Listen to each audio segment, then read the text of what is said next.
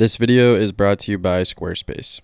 Hey everyone, today I want to talk about scanning film at home using the Negative Supply Premium Curated Kit for 35mm and 120 film in tandem with Negative Lab Pro, which allows you to convert your negatives to positives directly in Lightroom. I'm going to scan some 35mm and 120 film. Some images are black and white, some are color, and there's a variety of different film stocks, so you can get a good idea of what to expect in different scenarios. Before we jump into scanning, I want to do a quick overview of the Premium Curated Kit. This kit includes the Pro Mount Mark II, 35mm and 120 adapter plates, a 99 CRI light source, a 35mm film carrier, a 120 film carrier, the Pro Riser copy stand, a static brush, and full border scanning guides for 35mm and 120 film.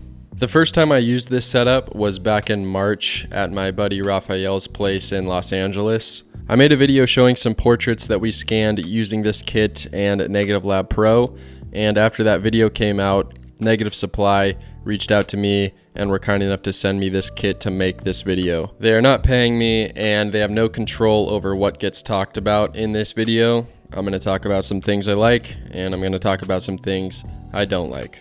I also want to mention that Negative Supply is currently working on a new 35mm film carrier that will allow you to scan panorama images.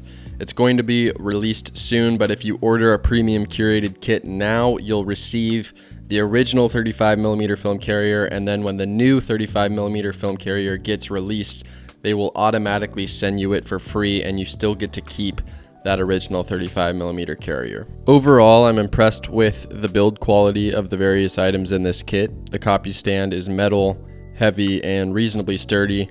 This can make a big difference when using bigger DSLR cameras to scan your film. I'm not sure I'd recommend buying anything bigger than the camera that I'm currently using, which is a Canon 5D Mark IV and the non-L series 100mm macro lens. With this camera and lens setup, the copy stand does start to lean a little bit. This isn't a big deal, but I wouldn't go throwing a Canon 1DX on this thing, that's for sure. I also like that the copy stand and mount have leveling feet, so if you're working on an uneven surface, you can make sure that the setup itself is still level. There are some 3D printed pieces in this kit that definitely don't have the same robust quality of the copy stand and mount, particularly the guide pieces for the various 120 formats.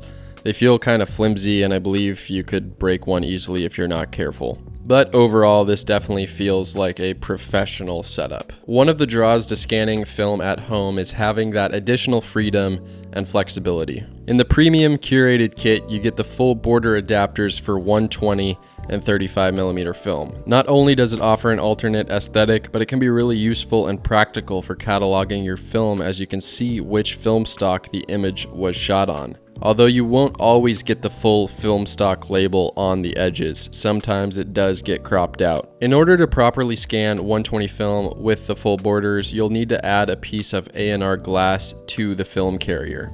This helps keep the film flat, and I'd recommend making this modification even if you don't plan to scan your film borders. This glass is sold separately, but I can't seem to find it on Negative Supply's website right now. I only see 8x10 sheets, so if anybody has any information on this matter, feel free to leave a comment below. In order to install the 120 full border kit, remove the medium format guide piece that you have in the carrier, and using a 2.5mm hex key, remove the 4 screws holding the tensioner to the clamping mechanism. Now replace the original tensioner with the full border tensioner. Reinsert all 4 screws, and lastly, lay the A&R glass into the carrier with the velvet tabs facing down. To install the 35mm full border guide pieces, simply unscrew the 4 inner screws on the 35mm carrier, remove the original guide pieces, insert the new full border guide pieces, making sure the orientation is correct, and reinsert the 4 screws. Alright, now that our film carriers are all dialed in, it's time to scan some film. Like I said, I'm using the Canon 5D Mark IV with the 100mm non-L series macro lens that I got on Craigslist for 200 bucks. Obviously, the camera and lens setup that you use to scan the film plays a pretty big role in the final result. When I used Raphael's R5 and L series macro lens back in March, the results from the 45 megapixel images were absolutely mind-boggling. Now, this setup still does a great job producing 30 megapixel images, and that's more than enough for sharing on my YouTube channel or on Instagram or my website. But theoretically, I mean, you could put a Fuji GFX 100S medium format digital camera on this setup and get 102 megapixel scans of your film negatives. Kyle McDougall actually did a video on that, so I'll link that above and in the description if you want to check it out. But there's a wide variety of combinations that you can rig onto this setup to scan your film, which is pretty cool. I'd recommend, if you already have a DSLR or mirrorless camera that's capable in the still image world, just start with that, grab a macro lens for it. No need to get too crazy right off the bat, because you can still reap the benefits from at-home scanning just with a setup like this. All right, so I'm gonna start by scanning the medium format images. I have a 6x6 image shot on Ilford HP5, a 6x6 image shot on Cinestill 50D, a 6x6 image shot on Portra 400, and a 6x7 image shot on Gold 200. A couple things to note right off the bat. First, if you aren't scanning full borders, the original guide piece allows you to wind through 120 film with the clamping mechanism closed. However, if you switch to the full border kit instead, you have to raise the clamping door every time you advance the frame, which isn't a huge deal, but it will slow the process down ever so slightly. Also, the static brush system is a great idea, but the height of it when attached to the base plate magnet does not align with the entry point in the film carrier, so you're left with the film entering at a very awkward angle. Maybe I'm missing something, but it seems like this could have been designed a little bit better. One of the big draws of using the negative supply system is just how fast you can scan a roll of film, especially when compared to using something like a flatbed scanner. Using a camera tethered to your computer, a shutter release cable, or connecting your camera to the app on your phone, you can cruise through a roll of 120 or 35 millimeter in about 1 to 2 minutes. But the key here is to make sure that you leave your film uncut.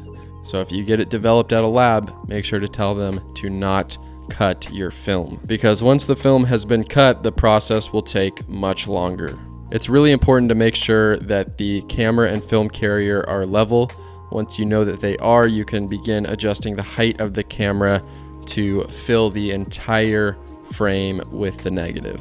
Once you have the camera in the right spot, you can begin sending your film through the carrier, firing an exposure on each frame. I've been honing in on the best camera settings to scan with, and I think I've determined that using the digital camera's built-in center weighted meter and manually metering each frame yields the best results. But if you want to just throw your camera on aperture priority and fly through a whole roll quickly, you can definitely do that too. Ideally, I like to be between 200 and 400 ISO, f5.6 or deeper, and no slower than 1/30th of a second for my shutter speed. On this camera, when you switch it into live view, the mirror locks up, so the only micro jitters that you'd be getting would be from the shutter curtain itself. And like I said, the stand is relatively secure, but I still like to shoot at a faster shutter speed if possible, and a deeper aperture just in case there is any error with the camera leveling or in focusing. All right, now that my image is scanned, I can jump into Lightroom and start working with Negative Lab Pro to convert the negative into a positive. I'm really impressed with how simple Negative Lab Pro is to use and the results it delivers. For the most part, I'm getting really accurate colors. I'm gonna start by adjusting the image's white balance. Simply grab the eyedropper tool and select the film border. The next step is very important. We wanna crop all of the borders out of the image. This is going to ensure the conversion process is as accurate as possible. Once the image is converted, then we can uncrop and get the borders back if we want to. If you have Negative Lab Pro installed already, all you need to do is press Ctrl-N on Mac or Ctrl-Alt-N on Windows to bring up the plugin. For source, select Digital Camera, Color Model, Noritsu, Pre-Saturation 3, and border buffer at 1%, and then convert negatives. Now you have a positive digital scan of your film negative. In the edit panel, you can make basic adjustments to your exposure, contrast, lights and darks, as well as change the white balance and select various LUTs. Over on the advanced tab, you can select your positive copy settings, like your file format, bit depth, and color space. Be sure to play with the various conversion options and settings to see what you like. Sometimes I select different options based on different images. I'm not always using the same settings on every photo. Go back to the Convert tab and uninvert the image, then try a different color model and a different pre-saturation setting. Or if you want to do a black and white conversion on your color film, select the black and white color model. Generally speaking, I prefer the Noritsu color model with level 3 pre-saturation.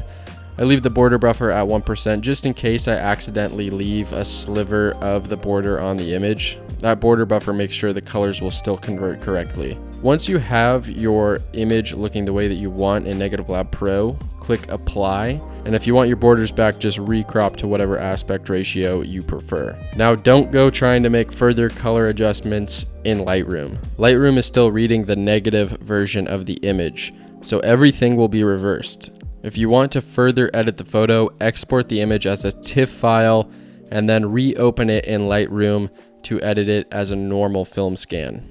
Sometimes I find myself doing this, but most of the time I'm able to get my image looking the way that I want straight out of Negative Lab Pro.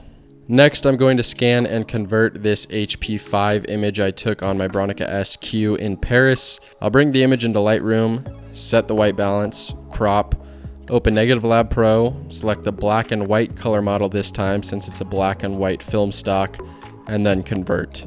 If you're scanning an entire roll at once, you can select all of the images in Lightroom and batch convert them with Negative Lab Pro all at once to save time. And that's how simple this experience can be. I've also got the scan I just did of the Gold 200 image taken on the Pentax 672, and then this Cinestill 50D image taken on the Bronica SQ, so you can see how the colors render on a couple of other film stocks. The detail and sharpness you're able to get out of the medium format negatives using the scanning method is fantastic, but I think this kit really shines when you start scanning 35mm film. I remember seeing the 35mm scans from Raphael's R5 and being absolutely blown away. The detail these digital cameras and macro lenses can extract from these smaller negatives is incredible. In order to start scanning 35mm on the negative supply kit, we have to swap the adapter plate out. This can be easily done by unscrewing the 4 screws that connect the adapter plate to the mount, removing the 120 adapter plate, and then screwing in the 35mm plate. The 35mm plate has a magnet that the 35mm carrier will connect to. You'll have to readjust the camera closer to the carrier to fully fit the frame. If you're scanning the borders, you will lose out on a little bit of resolution in order to fit them into the frame. Just get your digital camera settings dialed in the way that you want and start winding through that roll of film. The first 35mm photo that I'm going to scan is this photo I took of my friend Emre in Croatia on my Canon AE1 using Colorplus 200. Once I bring it into Lightroom, I use the exact same method I used when I scanned the 120 film.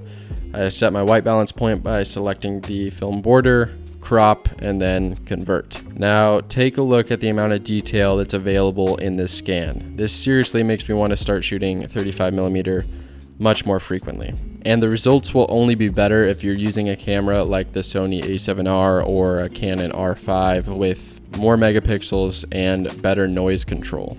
Next, I'm scanning this image taken on Cinestill XX. I really love the way Negative Lab Pro handles black and white conversions. The batch conversion also works very well with black and white images. I tend to like my black and white photos more contrasty, so all I really do in the edit tab is maybe do some brightness adjustments and then crank the contrast up. And finally, here's some Portra 800. This was shot on the Canon AE1 and a 50mm f1.4 lens. With some minor color adjustments in the edit tab, I got this photo looking absolutely beautiful. The colors are balanced and the greens pop really nicely. And the grain of Portra 800 isn't overbearing and the detail is fantastic. Alright, so that's an overview of the Negative Supply Premium Curated Kit and Negative Lab Pro for at-home scanning. my overall thoughts on the negative supply system, it is fantastic. It generally works really well, but it's too dang expensive. It's $1,700 and it's on sale right now. When it's not on sale, it's almost $2,200, and that's just a huge chunk of change for the average film shooter or film hobbyist.